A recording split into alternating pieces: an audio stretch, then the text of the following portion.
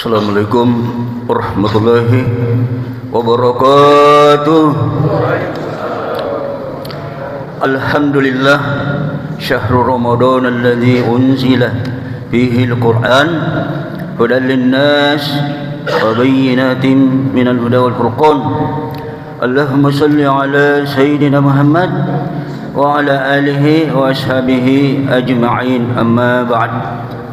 Kaum muslimin, muslimat, jamaah subuh yang dimuliakan dan yang dibahagiakan oleh Allah Subhanahu wa ta'ala. Ada 3 amal yang dapat menenangkan hati seseorang atau dapat menggembirakan hati seseorang. Yang pertama yang dapat menggembirakan hati, yaqra'ul Quran. Orang yang selalu membaca Al-Quran. Jadi siapa suka membaca Al-Quran, insyaAllah akan mendapatkan ketenangan hati, akan mendapatkan kegembiraan hati.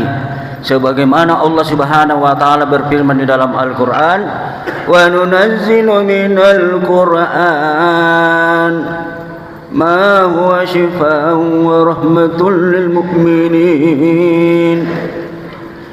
Kamilah yang menurunkan Al-Quran, kata Allah.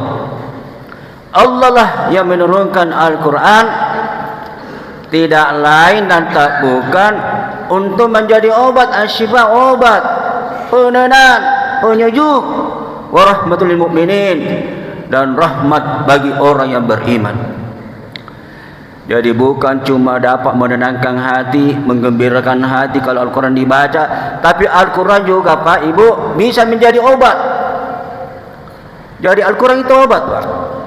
Kalau ada umat Islam yang sakit lalu sering-sering membaca Al-Quran, maka proses penyembuhannya jauh lebih cepat daripada orang yang sakit yang tidak pernah membaca Al-Quran. Kenapa bisa Pak? Karena kalau dibaca Al-Quran itu Pak, dapat membangkitkan energi, dapat membangkitkan semangat. Kalau ada itu orang sakit Pak, masih banyak semangatnya, cepat sembuh itu Pak. Tapi kalau ada orang sakit dorong, tidak ada semangatnya sampai sekali, tidak lama mi. Kilian Pak, iman salat, terutama iman tarawih Pak, 1 bulan Pak, tiap malam berteriak siang malam Pak. Tidak nak manggang, tidak capek ki, malah tambah mau habis Ramadan tambah kencang suaranya. Kenapa bisa? Karena yang dia baca ayat-ayat Allah Subhanahu wa ta'ala, sehingga tambah menimbulkan energi, membangkitkan semangatnya. Makanya tidak ada itu Pak Dik, Ibu Dik, sudah lebaran kita dengar banyaknya iman pingsan, banyaknya iman sakit, menganduri korong, capek duri, 1 bulan itu tugas. Satu bulan ini berteriak tiap malam 20 rakaat. Tidak ada itu Pak, tidak ada itu. Malah tambah kencang, tambah sehat ke orang. Lihat ni Pak Iman tadi, enak jadi didengar saja Al-Quran Pak, bahagia bagi, seperti bagus bacanya, seperti Pak Iman tadi. Alhamdulillah. Jadi Al-Quran itu kalau diamalkan Pak, dapat mengangkat derajat seseorang, dapat memuliakan seseorang. Itu malaikat Jibril Pak bisa diangkat menjadi pemimpinnya para malaikat, disebabkan malaikat Jibril membawa Al-Quran kepada Nabi kita Muhammad sallallahu alaihi wasallam. Diangkat derajatnya Pak malaikat Jibril disebabkan Al-Quran.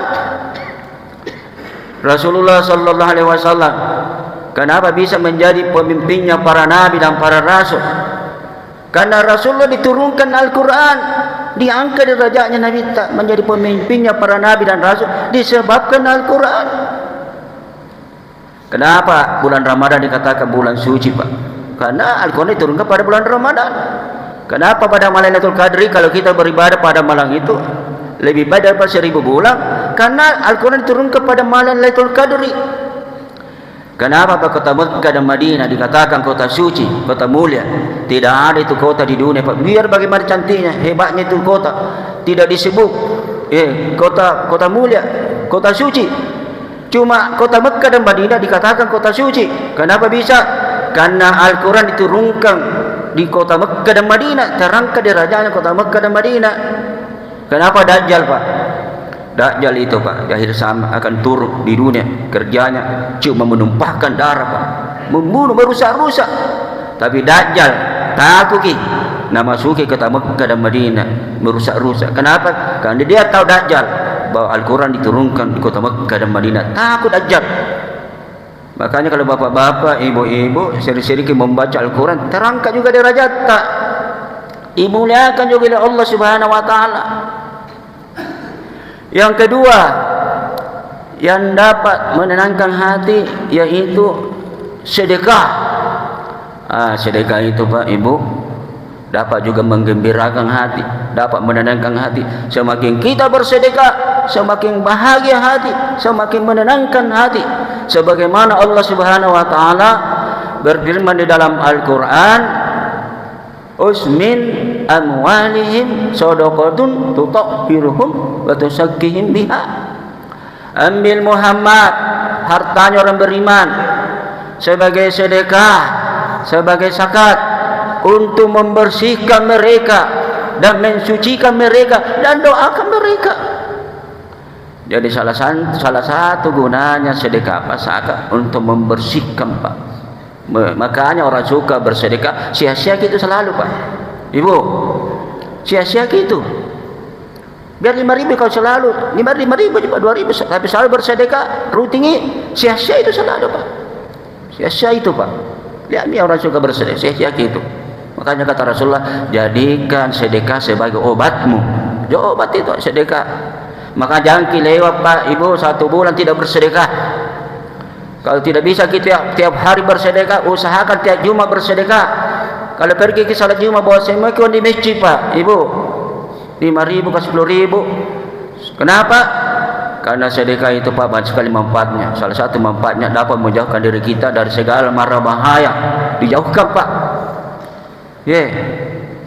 Kalau kita, Pak, lihat sehari-hari banyaknya bencana, banyak musibah di jalan. InsyaAllah kalau suka kita bersedekah,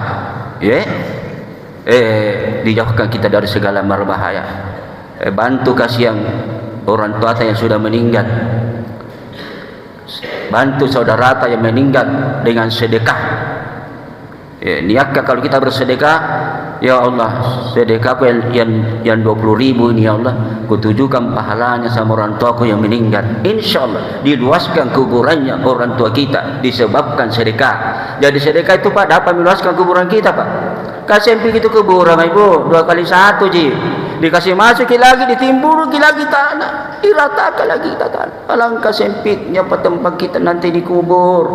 Tapi insyaallah kalau selalu kita bersedekah, Allah meluaskan kuburan kita seluas langit dan bumi. Jadi bersedekah kita, bersedekah biar sedikit, Pak, empati bersedekah insyaallah. Yang terakhir zikrullah. Orang yang selalu mengingat Allah Subhanahu wa taala. Jadi siapa yang suka berzikir kepada Allah akan mendapatkan ketenangan jiwa, akan mendapatkan kebahagiaan hati. Sebagaimana Allah Subhanahu wa taala berfirman di dalam Al-Qur'an, "Alladzina amanu tatma'innu qulubuhum bi dzikrillah." Ala bizikrillah tatma'innul qulub. Orang yang beriman itu, kata Allah, hatinya selalu tenang, hatinya selalu bahagia, karena mereka selalu menyebut-nyebut nama Allah, selalu berzikir kepada Allah. Ingatlah, dengan banyak berzikir, kata Allah, hatimu akan bahagia. Kalau harta, Pak, harta, Ibu, selalu kita ingat-ingat harta, pasti susah cinta, Pak, pasti susah hati. Kalau jabatan tak, pangkat tak, selalu kita ingat-ingat, pasti susah cinta. Kalau istri tak, Pak, anak tak, selalu kita ingat-ingat, pasti susah cinta, Pak. Suami tak, Ibu, anak tak, selalu kita ingat-ingat, pasti susah cinta. Beda dengan Allah. Kalau kita ingat Allah, sebut namanya, pasti hati gembira. Kenapa bisa? Kenapa bisa, Bu? Karena selain dari Allah adalah makhluk Manusia makhluk, harta makhluk, jabatan makhluk. Namanya makhluk Pak, sifatnya hancur. Ya, sifatnya hancur, tidak kekal. Makanya kalau ada orang selalu ingat makhluk, sibuk-sibuk makhluk, selalu ingat hartanya, jabatannya, pasti susah hatinya karena dia ingat yang sifatnya hancur. Beda dengan Allah Subhanahu wa taala, bukan makhluk Allah Pak, pencipta. Ya, makanya orang selalu ingat Allah, pasti hatinya tenang. Karena Allah kekal, tempatnya kebahagiaan. Jadi Allah itu tempatnya kebahagiaan Pak, tempatnya keselamatan, tempatnya kesejahteraan. Makanya itu imam biasa mengucapkan Allahumma antas salam wa minkas salam wa ilaika ya'udus salam wa hayy rabbana bis salam wa adkhilna jannata dar salam. Ya Allah, engkau lah tempatnya kebahagiaan ya Allah. Engkau lah tempatnya rezeki ya Allah. Engkau lah tempatnya ketenangan, engkau lah tempatnya keselamatan. Jadi kalau kita ingat Allah pasti selamat kita. Pasti tenangi hati kita karena kita ingat orang yang bahagia. Jadi mari kita berzikir kepada Allah ya. Perbanyak berzikir kepada Allah Pak. Terutama kalimat la ilaha illallah, la ilaha illallah, la ilaha illallah. Karena Rasulullah pernah bersabda, "Man qala akhiru kalami la ilaha illallah, dakhala al-jannah." Siapa di akhir ucapannya mengucapkan kalimat la ilaha illallah, masuk surga, kata Rasulullah. Ada orang bilang gampang itu Ustaz masuk surga, diucapkan je la ilaha illallah masuk surga lagi. Memang gampang diucapkan. Kalau kita sudah menghadapi sakaratul maut Pak, Ibu, detik-detik kematian begini maka. Tapi kalau tidak biasa kita mengucapkan kalimat la ilaha illallah waktu di dunia, waktu tak sehat, pasti tidak bisa kita mengucapkan kalimat la ilaha illallah pada waktu menghadapi sakaratul maut. Karena kata Rasulullah, apa yang biasa kita ucapkan di dunia, selalu kita ucapkan di dunia, itu yang muncul ketika kita mau mati.